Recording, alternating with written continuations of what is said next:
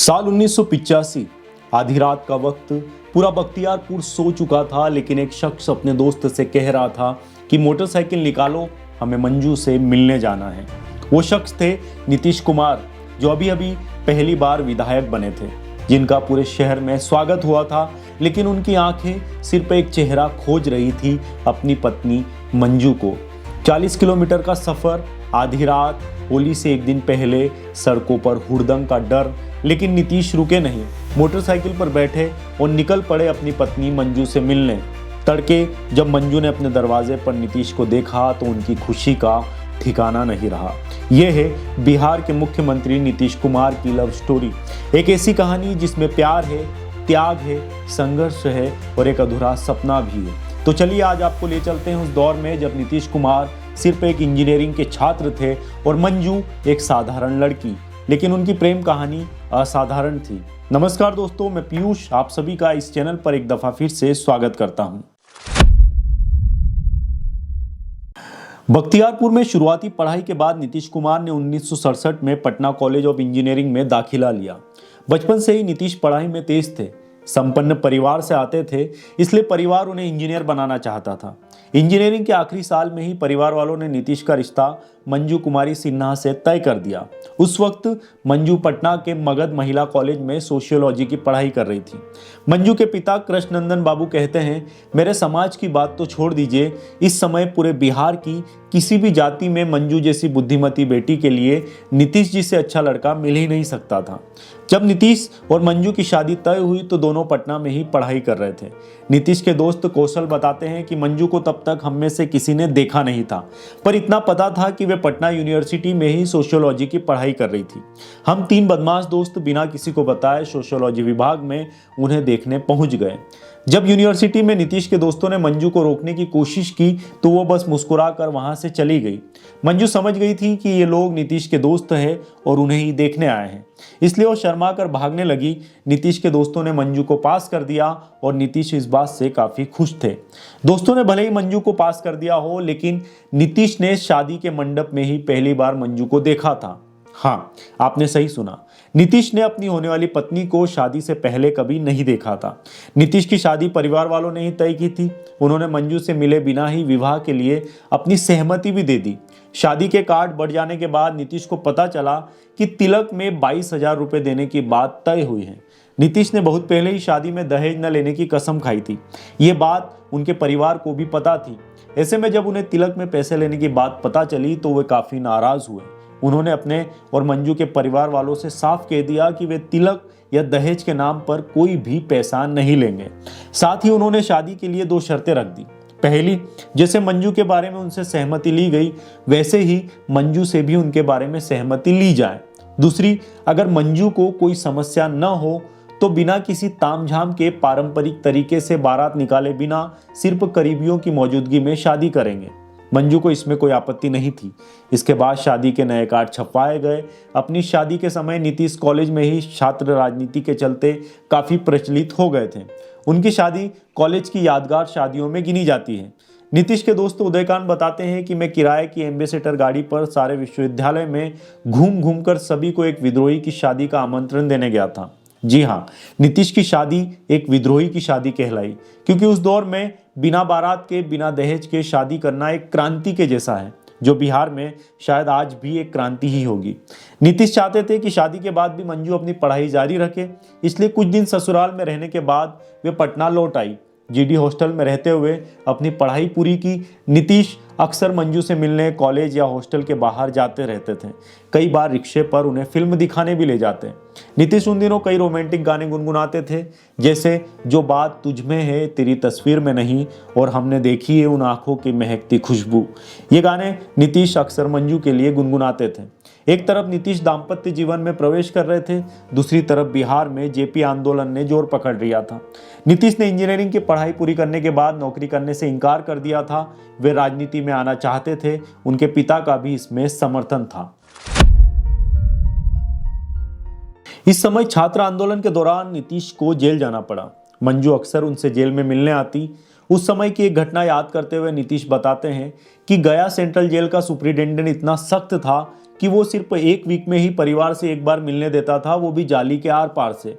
मंजू मुझसे मिलने आती थी, मगर हमारे दुर्भाग्य से जाली इतनी घनी थी कि उससे छोटी उंगली तक भी बाहर निकल ना पाए।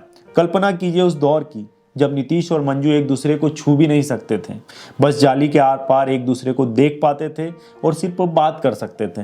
नीतीश की राजनीति में व्यस्तता और जेल आने जाने के क्रम से मंजू परेशान थी। अपने आप को व्यस्त रखने के लिए उन्होंने बीए किया। बीए के बाद मंजू ने बीएड और फिर एमए कर लिया। नीतीश कुमार से शादी से पहले मंजू ने कभी पैसों का अभाव देखा नहीं था, लेकिन शादी के 12 सालों तक जब नीतीश ने कोई ढंग की नौकरी नहीं की और लगातार चुनाव हारते रहे तो उनके लिए घर चलाना काफी मुश्किल हो गया। 1982 में मंजू बिहार सरकार में टीचर बन गई। उनकी पहली नियुक्ति अपने मायके यानी सेवदह के हाई स्कूल में हुई। मंजू की नौकरी से परिवार चलाने की समस्या तो सुलझ गई, लेकिन नीतीश का परिवार 2 हिस्सों में बंट गया। मंजू और बेटा निशांत सेवदह में रहते और नीतीश कभी पटना तो कभी बख्तियारपुर। दोनों लंबे वक्त तक मिल नहीं पाते थे। 1985 के विधानसभा चुनाव में नीतीश ने फैसला कर लिया था कि ये आखिरी कोशिश होगी। अगर नहीं जीतते हैं तो फिर कभी चुनाव नहीं लड़ेंगे। चुनाव लड़ने के लिए नीतीश के पास पैसे नहीं थे। तब मंजू ने अपनी 2.5 साल की सेविंग्स उठाकर नीतीश को सौंप दी। उस वक्त ये करीब 20,000 रुपए नीतीश को डूबते के लिए तिनके का सहारा साबित हुए। 2 चुनावों में हार के बाद 1985 में नीतीश ने लोकदल की तरफ से हरनौत विधानसभा सीट पर जीत दर्ज की।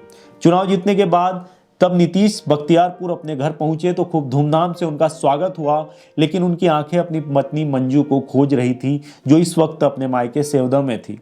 पत्नी से मिलने को आतुर नीतीश रात में ही एक साथी के साथ मोटरसाइकिल पर सेवदह के लिए निकल गए। वो होली के एक दिन पहले की बात थी। हुड़दंग के डर से कई लोगों ने नीतीश को जाने से मना किया, लेकिन वे नहीं माने। उनके दिल में बस एक ही बात थी, मंजू से कैसे भी हो मिलना है, अपनी जीत की खुशी उनके साथ बांटनी है। नीतीश के साथ सेवदह पहुंचे दोस्त मुन्ना सरकार के मुताबिक नीतीश की पत्नी मंजू रात से ही उनकी प्रतीक्षा कर रही थी। जैसे ही नेताजी घर पहुंचे, उन्हें देखकर भाभी जी पहले मुस्कुराई, फिर अचानक से हमारी आवाभगत में लग गई। विधायक बनने के बाद नीतीश को पटना में रहने के लिए फ्लैट मिला, तब मंजू ने भी अपना ट्रांसफर पटना करा लिया। शादी के इतने सालों बाद नीतीश, मंजू और उनका बेटा निशांत साथ रहने लगे। नीतीश हर दिन व्यस्त होने के बावजूद खुद मंजू को स्कूल छोड़ने जाते। 5 साल साथ रहने के बाद नीतीश और मंजू को एक दूसरे से दूर रहना पड़ा। दरअसल 1989 में नीतीश लोकसभा का चुनाव जीतकर दिल्ली पहुंच गए। मंजू ने भी बिहार सूचना केंद्र नई दिल्ली में अपनी प्रतिनियुक्ति करवा ली। ये खबर बिहार के अखबारों में छप गई और नीतीश पर पत्नी को दिल्ली बुलाने के लिए नियम तोड़ने के आरोप लगे। इन आरोपों से परेशान होकर नीतीश ने तत्कालीन मुख्यमंत्री लालू प्रसाद यादव को पत्र लिखकर मंजू की प्रतिनियुक्ति रोकने की विनती की। मंजू फिर पटना लौट आई। नीतीश को जब भी दिल्ली के काम से फुर्सत मिलती, पत्नी और बेटे से मिलने पटना चले जाते। तब मंजू की छुट्टियां होती, वो बेटे को लेकर दिल्ली चली आती। नीतीश के काम के चलते बार बार घर बदलने और फिर गृहस्थी जमाने से मंजू हमेशा परेशान रहती थी। साल 2005 में नीतीश मुख्यमंत्री बने, लेकिन मुख्यमंत्री आवास 4 महीने बाद मिला। तब तक मंजू अपने बेटे निशांत के साथ मायके में रहती थी और नीतीश सरकारी इंतजाम वाले घर में अकेले रहते। कितना मुश्किल रहा होगा यह समय कि मुख्यमंत्री बन गए लेकिन अपनी पत्नी के साथ नहीं रह सकते। 2007 में जब मंजू को निमोनिया हुआ तो नीतीश उन्हें दिल्ली के मैक्स अस्पताल में इलाज के लिए लेकर गए। यहाँ पूरे समय नीतीश अपनी पत्नी के साथ ही रहते।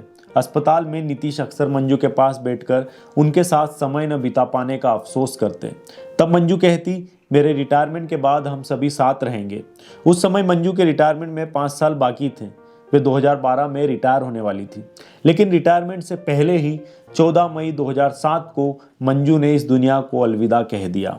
पत्रकार अरुण पांडे के मुताबिक अपनी पत्नी की मौत पर नीतीश कुमार फूट फूट कर रोए थे।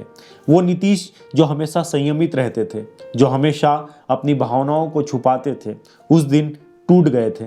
उनका सपना अधूरा रह गया, साथ रहने का सपना, बुढ़ापे में एक दूसरे का साथ देने का सपना, सब कुछ अधूरा रह गया और मंजू इस दुनिया को छोड़कर चली गई।